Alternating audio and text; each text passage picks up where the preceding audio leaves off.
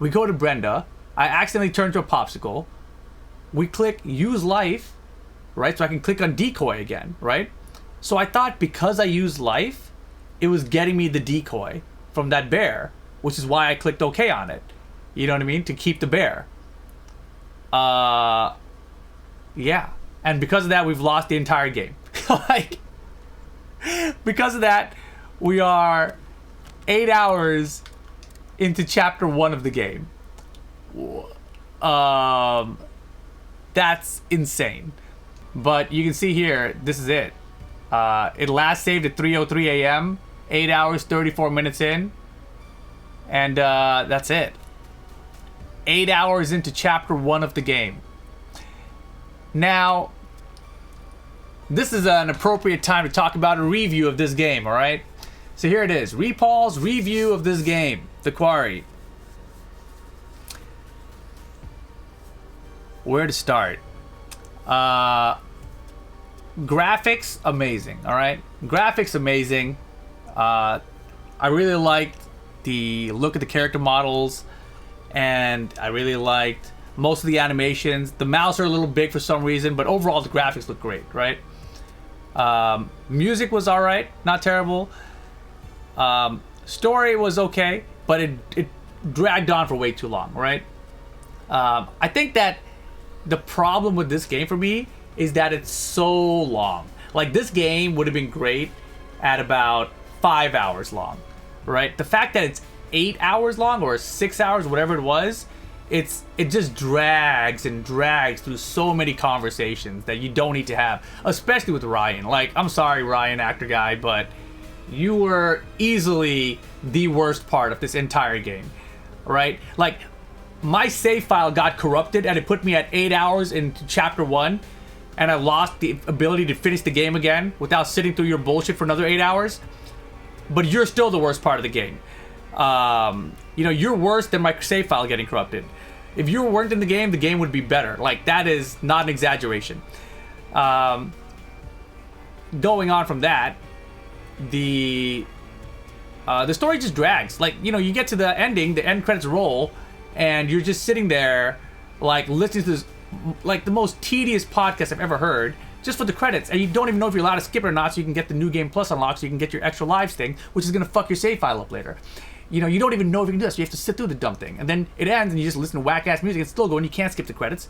That all sucks too, right? But I think the worst part about this game is that there's not really a lot of action.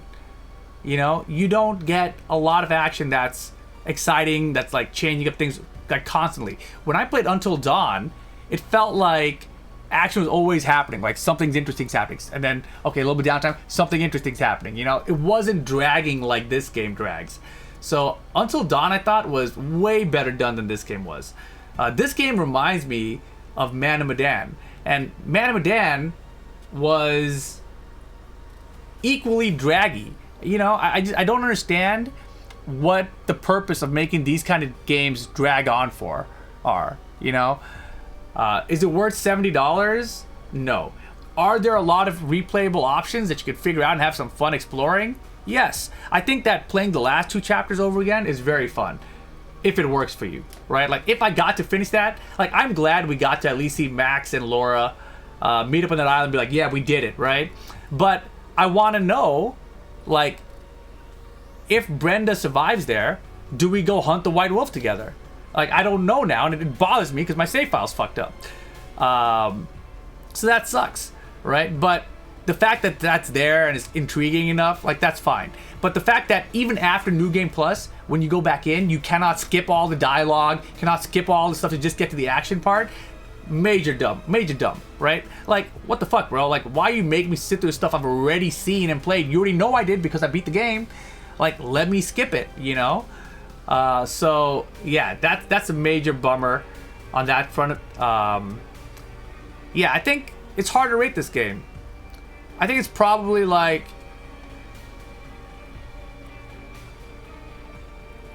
I want to say like somewhere between like a 5 and a 6. Like, I think if everything worked, no, it's still a 5 and a 6. Yeah, it's like a 5 or a 6 because the whole point is a story thing, right? Like they got all these cool modes, like movie mode, couch co-op and stuff. Like, what's up with the online, dude? Like, how does this game not have couch co-op online? Like their online mode that they're putting in a month is supposed to be the online mode where your friends just vote on the choices, right? Like the couch co-op mode, which I don't even know what it is, but it sounds like what you should have online with your friends. You know, like it should just be like, let's assign each person a character and let's see what happens. You know, you make the choices for that characters, right? That's what it should be. But like the fact that they haven't figured that out yet for this kind of a game is really confusing. And like this game is supposed to be like action scary, right? Or scary werewolf, whatever. And there's not enough of that of it, right? Like it's a lot of character building, like probably too much character building, but it just drags forever, and it doesn't give you action in the middle of all that to be interesting. Prologue was amazing, and then chapter 1 was long and boring. Look how long. It's 8 hours and 34 minutes for chapter 1. It's bad, right? It's not acting that long. That's a bug, right? But it still felt like it dragged. So it could have been better if the character development was much faster and it just went on like really quick through all of it, right? But yeah, that's it, man. That is the review. I'm gonna give it a 5.5. I'll go 5.5. The game would have to be half the length for me to give it like a 7.5 to 8. Because there's way too much filler and downtime and BS. Like, if the game was short enough that I would just want to movie mode it and just like fucking check out all the different opportunities and everything, then, you know, it might be even higher than that. Like, I think the maximum I could give this game would be a 9 out of 10. But like, it's nowhere near that mode even, just from how they ended up with it, you know? Brenda Song was great. I thought she was great in this thing. I thought that Dylan was good in this thing. I thought, even the Emma girl, I didn't like her character, but I thought she did well in it as an actor and a voice actor. Really everyone but Ryan. Ryan was majorly bad. And Lauren, I forgot her name, but she was amazing. Top tier. Ted Raimi, 10 out of 10. Probably the best thing I've ever experienced with Ted Raimi. Like, I mean, you know, I love Xena and Hercules and fucking, you know, all the Spider-Man things and everything. But yeah, he was great. Like, he made the whole thing. David Arquette is not really in this. You know, his name's on there, but he's not really in this. Yeah, like I said, the pacing of the whole thing drags on in general. But then you have Ryan on top of it that just like, that combined with the script and the pacing of it, just like turned this off, you know? So yeah, definitely a problem. Hire me instead. Like, I'm nobody and I'll do better. I promise. But yeah, that's it. The quarry, whatever it is. 5.5 out of 10. And I'll see you guys next time. Have a good one. Peace. Boom.